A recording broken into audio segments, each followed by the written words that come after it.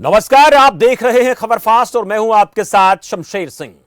उत्तर प्रदेश में बाबा यानी योगी आदित्यनाथ एक बार फिर से देश के सबसे बड़े सूबे के मुखिया का पदभार ग्रहण करने जा रहे हैं। नई सरकार के गठन की तैयारियां शुरू हो चुकी हैं और होली के बाद योगी दूसरी बार सीएम पद की शपथ लेंगे। शपथ ग्रहण के लिए इस बार स्मृति उपवन की जगह अटल बिहारी वाजपेयी एकाना स्टेडियम को चुना गया है। योगी के शपथ ग्रहण समारोह में प्रधानमंत्री मोदी, गृह मंत्री अमित शाह, रक्षा मंत्री राजनाथ सिंह, बीजेपी के राष्ट्रीय अध्यक्ष जेपी नड्डा समेत कई राज्यों के सीएम भी शामिल होंगे। यूपी में 37 साल बाद ऐसा हुआ है जब कोई पार्टी लगातार दूसरी बार सरकार बनाने जा रही है और ऐसे में बीजेपी इस ऐतिहासिक मौके को भव्य रूप देने में जुटी है। बताया जा रहा है कि शपथ ग्रहण समारोह में 45,000 लोग शामिल हो सकते हैं। 200 से ज्यादा वीवीआईपी की एक लिस्ट तैयार की जा चुकी है। वह समारोह में विपक्ष के नेताओं को भी निमंत्रण दिए जाने की बात सामने आ रही है, जिनमें सोनिया गांधी, प्रियंका गांधी, राहुल गांधी, मुलायम सिंह यादव, अखिलेश यादव, मायावती समेत विपक्ष के कई चेहरों को आमंत्रित किया जा सकता है। लेकिन बड़ा सवाल यह कि शपथ ग्रहण समारोह की भव्यता के जरिए बीजेपी किन किन चीजों को साधना चाहती है। 2024 में लोकसभा चुनाव है। चुनाव परिणाम आने के बाद इस तरह से हमने देखा कि लंबे अंतराल के बाद भारतीय जनता पार्टी को यह शपथ ग्रहण समारोह का कार्यक्रम तैयार करने की जो रूपरेखा बनाई गई, लंबा समय हो गया। 10 तारीख को रिजल्ट आ चुके थे। वह मंत्रिमंडल के गठन को लेकर क्या समीकरण बनाए जा सकते हैं, यह भी चर्चा का विषय होना चाहिए और इन तमाम मसलों को लेकर, बातों को लेकर हम चर्चा करने वाले हैं। मेरे साथ मेहमानों का एक पैनल जुड़ेगा, उसका मैं परिचय आपसे कराऊंगा। लेकिन सबसे बड़ी बात यह है कि 37 साल बाद इतिहास एक बार फिर से दोहराया जा रहा है, जब एक बार फिर से कोई सरकार लगातार रिपीट हो रही है और केवल एक राज्य में नहीं, कुछ और राज्यों की जहां तक बात है वहां पर भी 3 अन्य स्टेट की बात कर लेते हैं। भारतीय जनता पार्टी ने अपनी जीत का परचम लहराया। मेहमान जुड़ चुके हैं, परिचय करा देता हूं। संजीव कपासिया, राजनीतिक संपादक, खबर फास्ट। संजीव कपासिया, स्वागत है आपका। कंचन द्विवेदी मेरे साथ है, बीजेपी प्रवक्ता है। कंचन जी, बहुत स्वागत है आपका। रजा रिजवी, राजनीतिक विश्लेषक मेरे साथ है। रिजवी साहब, बहुत स्वागत है आपका। और मनोज मिश्रा, वरिष्ठ पत्रकार मेरे साथ है। मनोज जी, आपका भी बहुत बहुत स्वागत है। पहले संजीव, चर्चा शुरू आपसे ही कर लेते हैं। भव्य तैयारियां शुरू की जा चुकी हैं और एक बार फिर से यूपी के लिए बाबा उपयोगी साबित हो रहे हैं और जनता ने अच्छा खासा मैंडेट दिया है। लेकिन सबसे अहम यह है कि इतनी रिकॉर्ड तोड़ जीत को बीजेपी यादगार बनाने की कोशिश में है। लेकिन सिर्फ यादगार नहीं, इससे 24 का भी कहीं ना कहीं एक नया तरीके का पटकथा भारतीय जनता पार्टी लिखने जा रही है। संजीव, क्या कहेंगे? बिल्कुल शमशेर, देखिए ये 2022 का जो विधानसभा चुनाव है, ये योगी आदित्यनाथ के चेहरे पर लड़ा गया था। 5 साल के भारतीय जनता पार्टी के विकास पर लड़ा गया था। और जब 37 साल बाद कोई पार्टी उत्तर प्रदेश में अपने आप को रिपीट करती है, तो निश्चित रूप से इसका सारा श्रेय योगी आदित्यनाथ और देश के प्रधानमंत्री नरेंद्र मोदी को जाता है। अब इसका शपथ ग्रहण समारोह होना है, इससे पहले मंत्रिमंडल का स्वरूप तय किया जाएगा। उत्तर प्रदेश एक ऐसा राज्य है शमशेर, जिसकी आबादी 25 करोड़ है, जहां के विधायकों की संख्या 403 होती है, जहां के सांसदों की संख्या 80 है। तो सियासी लिहाज से बात करें तो देश का सबसे महत्वपूर्ण सूबा उत्तर प्रदेश माना जाएगा।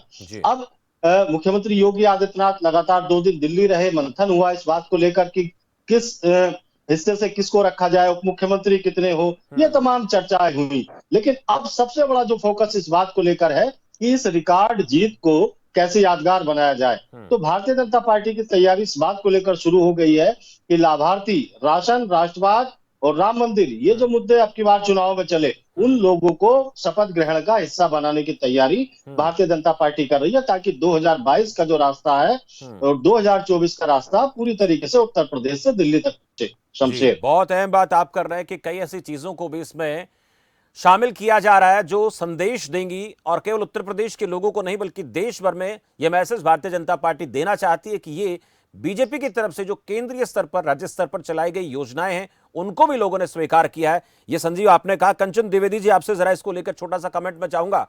यादगार बनाने की कोशिश की जा रही है शपथ ग्रहण समारोह को और यह भी खबर सामने आ रही है कि 200 से ज्यादा वीवीआईपी लोग इसमें शामिल होंगे। इस भव्य आयोजन को लेकर बीजेपी क्या कहती है? शमशेर जी, पहले तो बहुत बहुत नमस्कार। हमारे संजीव जी को भी बहुत नमस्कार। बाकी हमारे राजा साहब हैं, उनको भी बहुत नमस्कार। हमारे विशाल से जुड़े हुए सभी को नमस्कार। और सभी के लिए मैं कहूंगी कि आप सब भी आमंत्रित हैं, क्योंकि बहुत ऐतिहासिक काम फिर से होने जा रहा है। क्योंकि जो भारतीय जनता पार्टी है वो हमेशा, नहीं आप भी आइएगा शमशेर जी, ऐसा नहीं है कि मैं आपको आमंत्रित नहीं कर रही हूँ, आपके लिए भी बोल रही हूँ, क्योंकि ये भारतीय जनता पार्टी है। सबका साथ, सबका विश्वास, सभी के प्रयासों के साथ में हम सब चलने वाले हैं। इसीलिए आपको एक बात मालूम होगी कि हम लोग अपने विरोधी दलों को भी बुला रहे हैं, आज कि आपने भी बताया। तो हम ये चाहते हैं कि हमारे साथ सभी लोग हो, और देश का जब इतिहास गढ़ा जाए, ये जब सुर्खियों में लिखा जाए या फिर ऐतिहासिक परंपराओं पर इन चीजों को ढाला जाए, तो हम इस पल को भूले ना। इसलिए हम ये चीज बहुत अच्छे से करने वाले हैं, ये उत्सव बहुत अच्छे से, बहुत अच्छे ढंग से निभाने वाले हैं कि इतिहास भी लिखा जाए तो बहुत अच्छे ढंग से लिखा जाए, कि कहीं कोई कोरो कसर ना रहे। इसलिए हम हमेशा इतिहास बनाए। आपको एक मालूम होगी, एक बात पूरे देश को मालूम है कि हम लोग हमेशा इतिहास बना रहे हैं। जैसे कि हमने 17 में बनाया, 14 से लेकर के हम इतिहास ही बनाते चले आ रहे हैं। और फिर एक बार हमने लेकिन कंचन जी 10 तारीख को काउंटिंग हुई थी। कंचन जी सवाल ये भी तो है कि 10 मार्च को उत्तर प्रदेश में गिनती होती है और आज तारीख 17 हो जाती है, यानी 7 दिन बाद तक आप ये तय नहीं कर पा रहे हैं कि योगी मंत्रिमंडल का स्वरूप कितना होगा। प्रदेश की जनता जानना चाहती है उत्तर प्रदेश के उप मुख्यमंत्री कितने होंगे, कौन होंगे, किस तरीके से होंगे। कोई रॉ मटेरियल है आपके पास, कोई जानकारी है इस तरीके की? बिल्कुल बिल्कुल कपासिया जी, क्यों नहीं, क्योंकि आपको ये मालूम है कि ये भारतीय जनता पार्टी है। ये एक बहुत भव्यता, दिव्यता और सभ्यता के साथ में हम लोग चलने वाले हैं। कहीं कोई भी त्रुटि मात्र भी हमारे मंत्रिमंडल में ना हो, ना ही हमारे गठन में हो, ना ही हमारे विधान परिषद में हो। इसलिए हम चाहते हैं कि हर एक चीज बहुत ही सुचारू ढंग से निश्चित हो, जिससे कि हम 5 साल सुदृढ़ तरीके से अपने शासन व्यवस्था को संभाल सके, लोगों की सेवा कर सके। इसलिए हम चाहते हैं कि हम चाहे थोड़ा सा लेट हो जाए, लेकिन चीजें अच्छी केशव जी का क्या होगा? केशव जी के होनी बारे में तो बताइए मैडम, केशव जी का क्या होगा, रहेंगे सरकार में? कपासिया जी, कभी कभी ऐसा होता है ना, जब हम समृद्ध चीजों को देखते हैं या फिर समन्वित करने की कोशिश करते हैं, तो अपनी ही चीजें खराब हो जाती है। जब हम देश का भला करने चलते हैं ना, तो अपना घर हमें छोड़ना पड़ता है। कंचन जी कहना चाहती है संजीव कि अभी इसको लेकर खुलकर कुछ कहा नहीं जा सकता, क्योंकि आलाकमान की तरफ से और योगी आदित्यनाथ दो इन्होंने बैठकर क्या तय किया है ये भी साफ अभी शायद कंचन जी तक भी बातें नहीं पहुंची हैं, और शायद हमें भी थोड़ा इंतजार करना पड़ेगा। मैं इसको लेकर छोटा सा रिएक्शन रजा रिजवी साहब आपसे लेना चाहूंगा। तैयारियां तो भव्य होंगे, इसमें कोई शक नहीं है। बीजेपी कोई भी कार्यक्रम होता है उसकी इवेंट बहुत बेहतर करती है, और वो संदेश केवल हिंदुस्तान के बाहर भी इस तरीके से ले जाया जाता, दिखाया जाता है कि हिंदुस्तान में भारतीय जनता पार्टी एक ऐसी पार्टी है जो जनता के दिल में जगह बना चुकी है, और भविष्य में और ज्यादा बेहतरी के साथ कैसे जाया जाए ये पूरा तामझाम बीजेपी करके रखती है, और इसमें कहीं ना कहीं कामयाबी हो जाती है। पर अब एक महत्वपूर्ण बात आपसे पूछना चाहूंगा। लंबा अंतराल हो गया, 10 मार्च को परिणाम सामने आए हैं, लेकिन अभी तक मंत्रिमंडल की तस्वीर को लेकर कुछ साफ नहीं हुआ है। ये क्या कारण आपको दिखता है, किस वजह से ऐसा हो पा रहा है, और क्या आने वाले 1-2 दिन में ये चीजें साफ हो पाएंगी? देखिए, ऐसा है कि इससे पहले जब 2017 में मंत्रिमंडल का विस्तार हुआ था, तो उस समय कोई मुख्यमंत्री का कोई फेस नहीं था कि कौन मुख्यमंत्री होगा, और इस पर भी चुनाव लड़ा नहीं गया था। तो जाहिर सी बात है, कई बात चली कि साहब मनोज सिन्हा साहब की मिनिस्टर बन रहे हैं, और बनारस में वो दर्शन करने गए हुए हैं, और वहाँ हेलीकॉप्टर पहुंच चुका है। लेकिन उसके बाद खबर आई कि नहीं, योगी आदित्यनाथ जी जो है वो गोरखपुर से बुलाए गए हैं दिल्ली, और दिल्ली में उनको बताया गया कि आप जाइए उत्तर प्रदेश के मुख्यमंत्री बनिए। तो तब दूसरी सिचुएशन थी 2017 में, और 2000 और उसके बाद जो है उत्तर प्रदेश सरकार में 2 डिप्टी सीएम बनाए गए। एक कहा गया भाई ब्राह्मण समाज से लिया जाए, क्योंकि ठाकुर समाज से जो है चीफ मिनिस्टर हैं। एक जो है वो ओबीसी से लिया जाए, डिप्टी सीएम बनाया जाए। लेकिन अब स्थिति दूसरी है। स्थिति दूसरी है कि ये पूरा चुनाव जो है वो माननीय मोदी जी और उत्तर प्रदेश का चेहरा माननीय योगी जी पर के नाम पर ही उत्तर प्रदेश में, और अमित शाह जाहिर सी बात है कि है फेस वैल्यू है, तो इस पर चुनाव लड़ा गया मोदी जी और योगी जी के नाम से। तो जाहिर सी बात है कि योगी जी के नाम से जब उत्तर प्रदेश में चुनाव लड़ा गया है, तो हमें लगता है एक विश्लेषक की हैसियत से कि बात उड़ी चैनलों में सही है कि साहब इनको भी डिप्टी सीएम बनाएंगे, इनको भी बनाएंगे, और उनको बनाएंगे, लगता है 4 डिप्टी सीएम होंगे, फिर आया 3 डिप्टी सीएम होंगे, फिर आया 2 डिप्टी सीएम होंगे। हमें लगता है कि डिप्टी सीएम का कोई संवैधानिक पद नहीं है। डिप्टी का बना दिया जाता है, लेकिन उनको एक डिपार्टमेंट दे के, जैसे उच्च शिक्षा दे दिया गया दिनेश शर्मा को और जो है मौर्य जी को दे दिया गया पीडब्ल्यूडी, तो काम करते रहे। अब डिप्टी सीएम से उनकी जो एक रहता है कि साहब गाड़ी और झंडा और आगे आगे जो है वो ग्रीन जो है फ्लैग लिए हुए गाड़ी चल रही है, अब पीछे रेड फ्लैग के साथ खत्म हो गया, तो वो एक लक्ष्य वो रहता है। लेकिन हमें लगता है वोटर्स के मन में तो कहीं ना कहीं चीज डालने की कोशिश की जाती है राजा साहब, वोटर्स के दिल में तो एक कोशिश की जाती है। मनोज जी से एक सवाल मैं पूछना चाह रहा हूँ। मनोज जी, क्या आपको लगता है कि भारतीय जनता पार्टी के बारे में अनुमान लगाना, जिस तरीके से हमारे पत्रकार साथी लगाते हैं कि 2 डिप्टी सीएम होंगे, 3 डिप्टी सीएम होंगे, ये मंत्री बन जाएंगे, इस तरीके से जातिगत समीकरण साधे जाएंगे, क्या आपको लगता है कि भारतीय जनता पार्टी के बारे में कितना अनुमान सटीक हो सकता है? एक बात, और इस चुनाव के बाद मुख्यमंत्री योगी आदित्यनाथ की भूमिका किस तरीके से देखते हैं आप? संजीव, भारतीय जनता पार्टी संगठन और सरकार में जब चाहेंगे आप किसी भी से मीडिया में नहीं लगा जी। आवाज नहीं आ रही जी? सुन पा रहे, बोलिए। नहीं, मैं आवाज आ रही है आपको? हाँ सर, सुन पा रहे। हाँ जी, मैं कह रहा था कि भारतीय जनता पार्टी में संगठन और सरकार में जब तक वो नहीं चाहेंगे तब तक एक बाल बराबर भी खबर आपको नहीं मिलने वाली है। वही खबरें आपको मिलती जो खबरें वो डिसाइड करते कि अब ये बाहर जानी चाहिए। रही बात कयासों की चर्चा पर हम जिक्र कर लें। संजीव जी देखिए, बिल्कुल राजीव साहब सही कह रहे थे कि भारतीय जनता पार्टी शुरू में ही 5 साल के कार्यकाल के बाद योगी आदित्यनाथ का चेहरा रखी और चुनाव में अप्रत्याशित उसकी जीत हुई।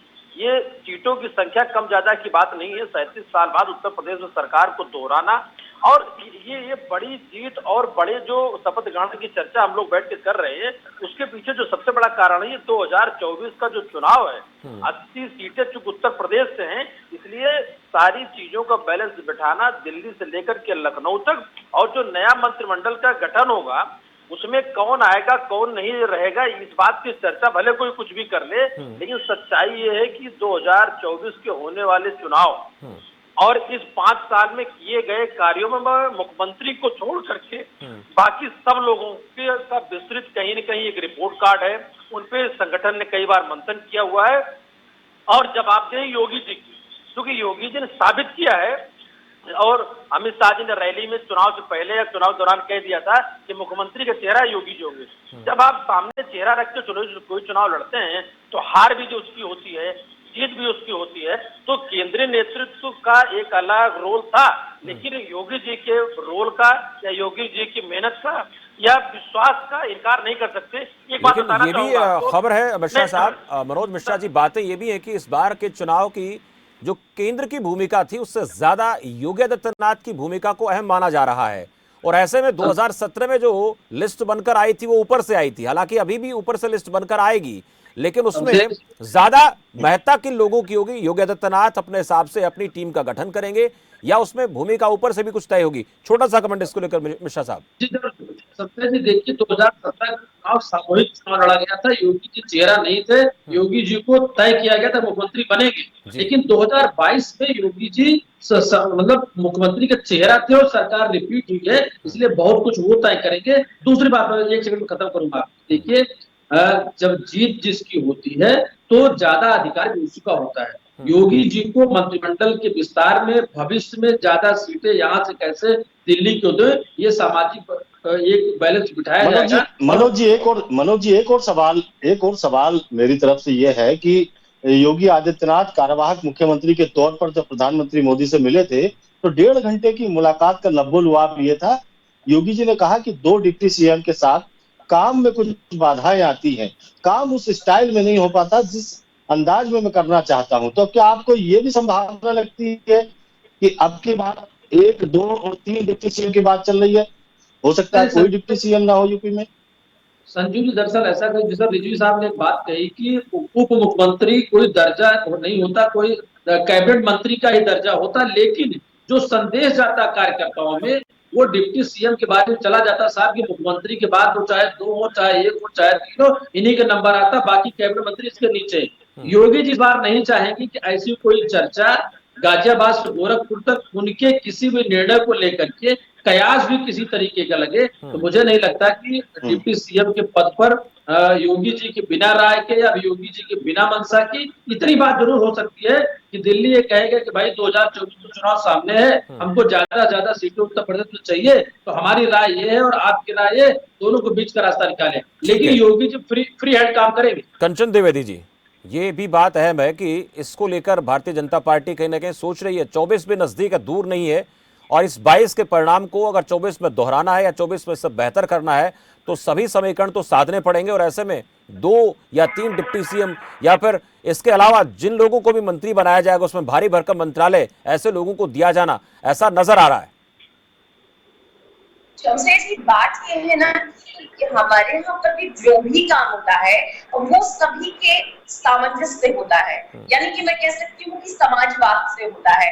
ऐसा नहीं है कि जो योगी जी कह देंगे, मैं थोड़ा सा कड़वी बात कर रही हूँ पर सत्य है कि जो योगी जी कह देंगे वही होगा, या फिर जो हमारे प्रवक्ता जो हमारा एक कुशल नेतृत्व है केवल वही बोलेगा, कार्यकर्ताओं की नीति सुनी जाएगी। यहाँ पर जो भी बड़ा नेता है वो एक कार्यकर्ता है और जो भी छोटा नेता है वो बिल्कुल भी ऐसा नहीं है कि वो बहुत छोटा हो या सिर्फ कार्यकर्ता हो, उसकी भी उतनी ही अहम भूमिका होती है पार्टी में, संगठन में जितना एक नेता की होती है। तो यहाँ पर सारी चीजें संगठन के हिसाब से होती है। ये कोई परिवारवादी पार्टी नहीं है ना कि किसी के घर की पार्टी है, भाई जो अखिलेश जी ने बोल दिया, जो भाई राहुल जी ने बोल दिया वही होने वाला है। क्या लगता है कंचन जी, क्या लगता है आपको कंचन जी? सवाल तो ये है ना कि क्या आपका मंत्रिमंडल का जो स्वरूप है उस पर चर्चा हो चुकी है? कितने लोगों को मंत्री बनाया जाएगा, कोई जानकारी है आपके पास दर्शकों के लिए? और मंत्रिमंडल का शपथ ग्रहण कब होगा? जी, ये इतना खुला में इस पर जानकारी नहीं आई है कि किन किन लोगों को शामिल किया जा रहा है, बस कयास आ रहे हैं क्योंकि आप लोगों से भी पता चल रहे हैं। और एक बात देखिए, हमारे यहाँ पर परिपक्वता होती है ना, और ये राजनीति की बहुत अच्छी विधा है कि अगर आप अपनी चीजों को, अपनी नीतियों को उजागर कर देंगे तो फिर अच्छे आप राजनीतिज्ञ नहीं हो सकते, आप अच्छी पार्टी नहीं हो सकते। इसलिए अगर राजनीतिक पार्टी है तो बिल्कुल अपनी नीतियों को अपने हिसाब से चलाया जाता है। ठीक है, लेकिन इन बातों से इनकार नहीं किया जा सकता रिजवी साहब, इस बात से इनकार नहीं किया जा सकता। हमने देखा उत्तर प्रदेश में विधानसभा चुनाव से पहले की हम बात करें तो केंद्र में भी मंत्रिमंडल में जिस तरह से फेरबदल किया गया उसको उत्तर प्रदेश को ध्यान में रखा गया था।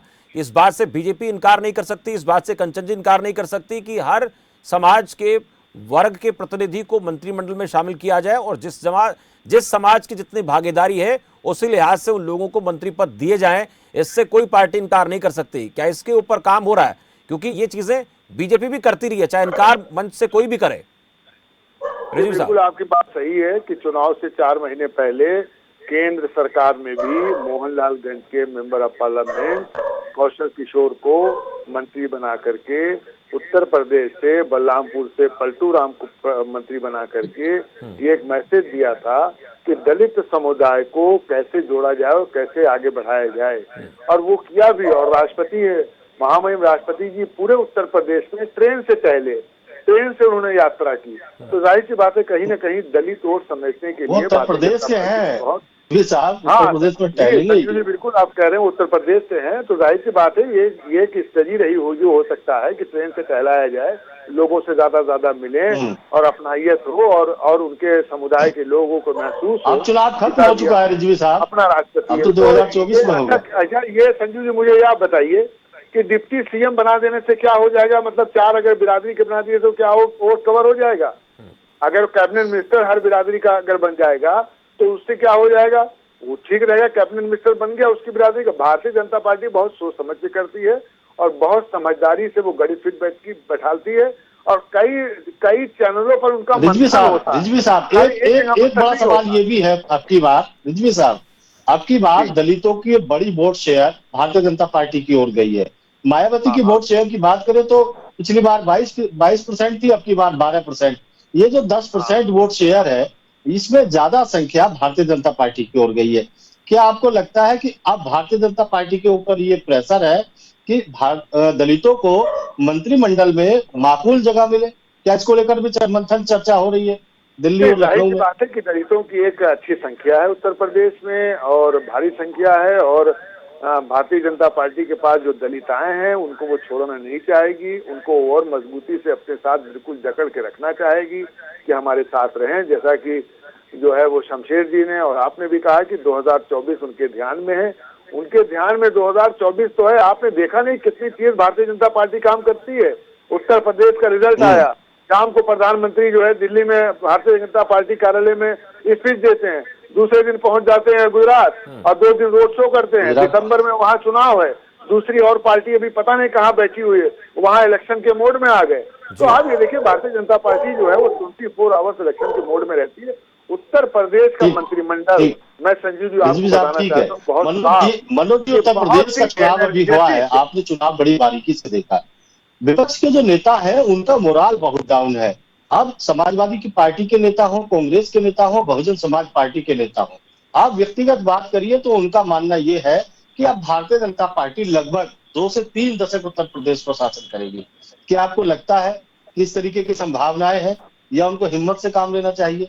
क्या कहना चाहेंगे उनके लिए?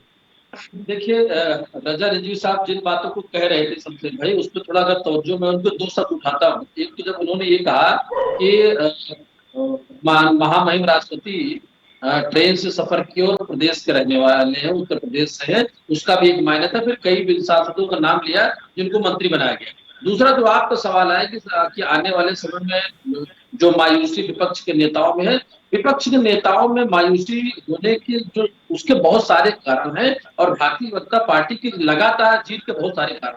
जैसे रजा जी ने कहा भाई देखिए 24/7 भारतीय जनता पार्टी चुनावी मोड में रहती है और वो सिर्फ प्रधानमंत्री नहीं रहते हैं। मैं चूंकि लगभग 12-13 राज्यों में कार्यरत हूँ पत्रकारिता में, और हमारे बड़े भाई जीवी साहब है, ये भारतीय जनता पार्टी तो पे छोड़िए, ये हमारे वरिष्ठ पत्रकार साथी भी है।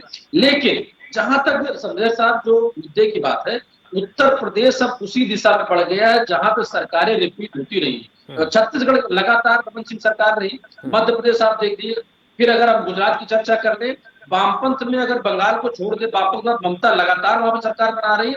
भारतीय जनता पार्टी ने कार्यकर्ताओं के साथ में अब जो आम आदमी है, जातिगत धर्म और बहुत सारे मुद्दे, देखिए मैं बार बार, कंचन जी भी कई बार रही हमारे साथ डिबेट में, मैं एक बात कहता था कि ये जो चुनाव है 2017 और 19 से अलग चुनाव है, क्योंकि विपक्ष कहीं न कहीं एक व्यक्ति के साथ खड़ा हो गया है या एक गठबंधन के साथ खड़ा हो गया और उसका फेल हो जाना, इसका मतलब ये है कि जनमानस की जो नब्ज है वो भारतीय जनता पार्टी ने पकड़ी है। उनकी मदद, उनके लिए काम, उनका विकास और कोरोना काल जैसी बड़ी आपदा और जो विश्व स्तर पर रही है, आम जन के वोट को कैसे, आम जन के वोट को कैसे पार्टी के लिए अपनी तरफ खींचा जाए, ये तमाम चीजें बीजेपी बेहतरी से समझती है। और जैसा कि राजीव साहब ने कहा कि बीजेपी चुनाव मोड में रहती है और यही एक कारण है कि जब भी कहीं कोई चुनाव होता है उसकी तैयारियां भारतीय जनता पार्टी सालों पहले शुरू कर देती है। चाहे उत्तर प्रदेश की बात करें, गुजरात की तैयारी है, हिमाचल की तैयारी है, और इसी वजह से बीजेपी का कहीं ना कहीं जो कार्यकर्ता है मजबूत होता जा रहा है और उसी मजबूती का फायदा चुनाव में मिल रहा है। चाहे योजनाओं की बात करें, कार्यकर्ताओं की बात करें,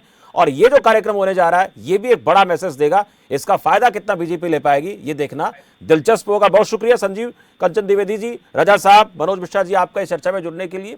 तो आज हम चर्चा इसी मसले को लेकर कर रहे थे कि उत्तर प्रदेश की सियासत में योगी आदित्यनाथ जो है एक बार फिर से मुख्यमंत्री बनने जा रहे हैं और ये रिपीट होने का जो कार्यक्रम है ये 37 साल बाद हुआ है और इस भव्य आयोजन को बीजेपी किस तरीके से प्रस्तुत करेगी ये देखना दिलचस्प होगा, क्योंकि बीजेपी कोई भी इवेंट करती है, कोई भी कार्यक्रम होता है, कोई भी समारोह होता है, उसको इस तरीके से लेकर आती है कि उसका असर दूर तक जाता है और उसका फायदा भी बीजेपी को मिलता है। अब इस समारोह का, शपथ ग्रहण समारोह का किस तरीके से बीजेपी की तरफ से प्रस्तुतिकरण होगा और किस एंगल से इसको दिखाया जाएगा ये भी देखना महत्वपूर्ण होगा। और मंत्री कौन कौन लोग इसमें शामिल हो सकते हैं इस पर निगाहें बनी रहेंगी। डिप्टी सीएम होंगे कि नहीं होंगे और मंत्रिमंडल में जगह किन लोगों को मिल रही है, योगी आदित्यनाथ को तवज्जो मिली है या फिर हाईकमान की तरफ से कुछ ऐसे चेहरे जिनको इस बार मंत्रिमंडल में शामिल करने के लिए कहा गया है, ये भी सबसे अहम रहेगा। फिलहाल इतना ही, आप देखते रहिए खबर फास्ट। नमस्कार।